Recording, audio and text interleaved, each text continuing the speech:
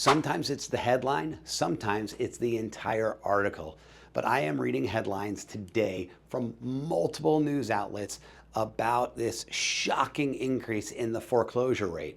I do not want to be dismissive about any increase at all, and we'll talk about how important it is. But I really want to talk about just the headlines. Some are saying major shift in foreclosures, skyrocketing foreclosure rates up 26%. Now, here's where I want to get clear on this.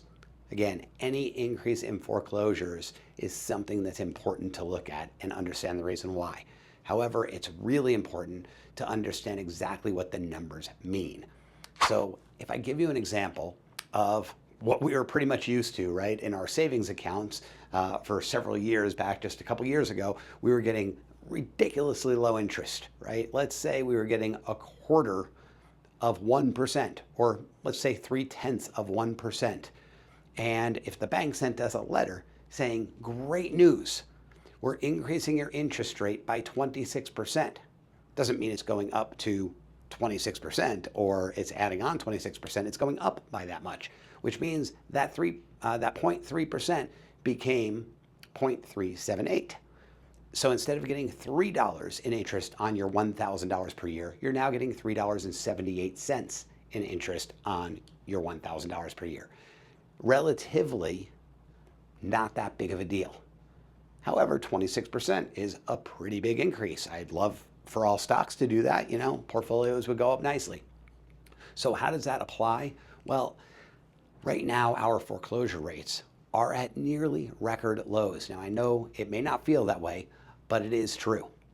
The foreclosure rate forecasted for this year is 0.33%, which is 1 in every 1,112 homes.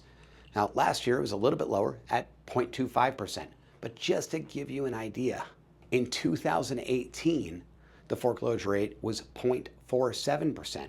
Now, we had come off of some stellar years going up to 2018 and some pretty good interest rates ranging in the high 3s to the low 5s at the high point. So those foreclosures, what was the inciting fact? Well, I'm going to hit on that in just a minute. But I want to go back a little bit further.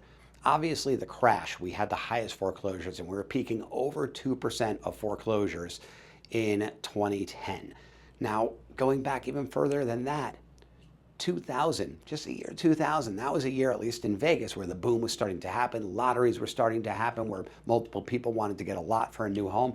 And we were at 1.2%, nearly 4 times what we're forecasted to be at this year. And nobody looked at 2000 other than the dot-com bust